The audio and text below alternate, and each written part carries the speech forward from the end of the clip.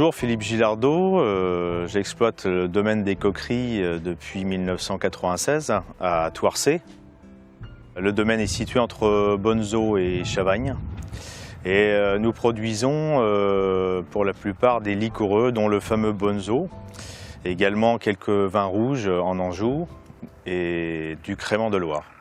Alors au domaine des coqueries, nous attachons à travailler déjà essentiellement manuellement sur l'ensemble des travaux, que ce soit les ébourgeonnages, les effeuillages, bien sûr les vendanges.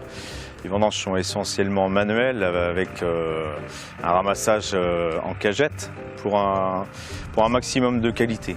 Ça c'était mon souhait sur 8 hectares de vignes, essayer de développer des vins de qualité et mettre l'accent à 100% sur la qualité. Ma reprise d'exploitation en 1996 s'est faite après une exploitation familiale. Mes parents exploitaient à l'origine 4 hectares de vignes et également faisaient de l'élevage et polyculture. Donc mon intérêt pour la vigne était essentiel et je me suis attaché à développer cette partie vignoble qui représente maintenant 8 hectares. Et j'ai fait des études dans ce sens-là. Mon BTS d'œnologie a été essentiel pour reprendre l'exploitation. Mon souci de qualité a toujours été là depuis 15 ans et continue à l'être. À mon échelle, sur 8 hectares, ce qui est intéressant, c'est de toucher à tous les travaux de la vigne. Je taille l'hiver, je fais les travaux manuels en verre, je mets en bouteille, je vinifie, je vends au caveau. Donc on touche vraiment à tout le travail de la terre et c'est ce qui me semble intéressant pour une structure comme la mienne. Pour l'appellation Bonnezeau, nous utilisons essentiellement le cépage chenin, comme toute autre appellation liquoreux de l'Anjou, j'allais dire, comme les Côtes du Layon.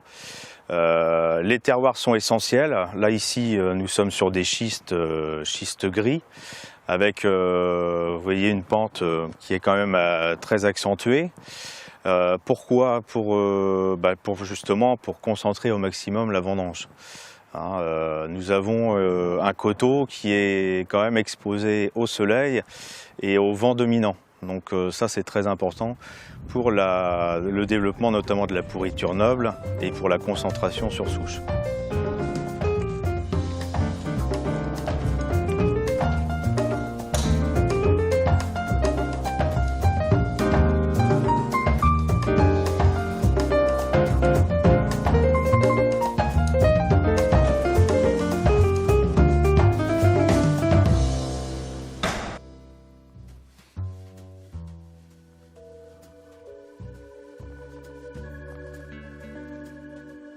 Alors le crément de Loire du domaine des coqueries, c'est un assemblage de 80% de chenin et 20% cabernet.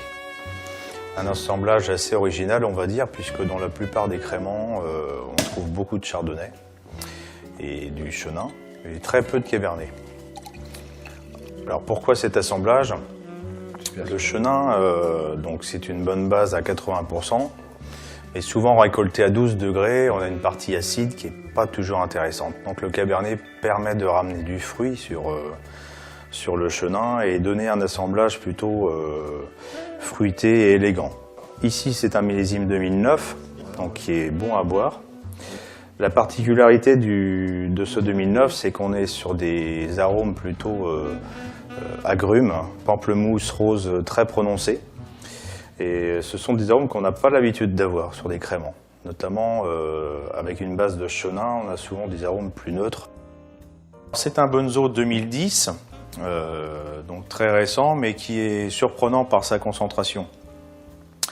Récolté à 29 degrés potentiel, ce vin a fermenté jusqu'à 11 degrés, ce qui lui laisse 18 degrés de liqueur, soit à peu près 300 grammes de sucre résiduel. Alors c'est une très grande concentration, mais en même temps qui est très contrebalancée par l'acidité du chenin naturel et qui est renforcée par le terroir de Bonnezeau. Terroir qui est plutôt minéral, on est sur du schiste. Et ce terroir minéral nous aide en fait dans l'équilibre des vins. Ce qui fait qu'un Bunzo n'est pas toujours trop liquoreux, mais très bien équilibré malgré la concentration. Cette concentration lui permet aussi d'avoir une garde exceptionnelle, supérieure à 30 ans. Le Bunzo, c'est une appellation qui date de 1951, créée par quelques viticulteurs motivés de l'époque, et donc qui a reconnu en fait un certain terroir d'exception au sein des côtes du Layon.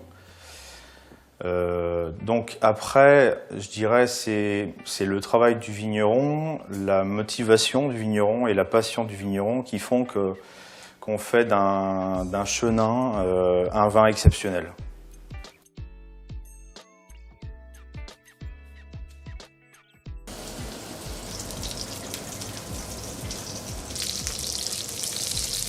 Alors aujourd'hui, je vous ai préparé un foie gras poêlé avec une petite sauce faite à l'anchois rouge et au porto, avec une petite confiture d'oignon caramélisé et voilà, accompagné d'un vin de M. Gilardot. L'association du rouge avec le foie gras est très intéressante dans le sens où on enlève un peu de gras au foie. En plus, avec un support, on a une pomme en dessous qui a un côté acidulé. Et donc l'ensemble, si vous voulez, donne une assiette qui n'est pas trop grasse. Donc pour moi, c'est un accord assez intéressant de ce côté-là. Le tanin du vin enlève le côté gras qui n'est pas toujours agréable dans le foie gras. Alors, quand on goûte un duo angevin, ce qui est très intéressant, c'est la partie aromatique, puisqu'on a un produit, un cabernet franc qui est très concentré. Donc on a vraiment le fruit noir qui ressort au niveau du nez. Et une partie boisée, mais qui reste très discrète. L'accent est mis sur le fruit. Après, en bouche, on retrouve les mêmes sensations, avec un tanin qui est très fin, et qui permet justement un accord avec des plats de haut de gamme, j'allais dire, comme le foie gras. Et la finesse des tanins s'accorde très bien avec le foie gras.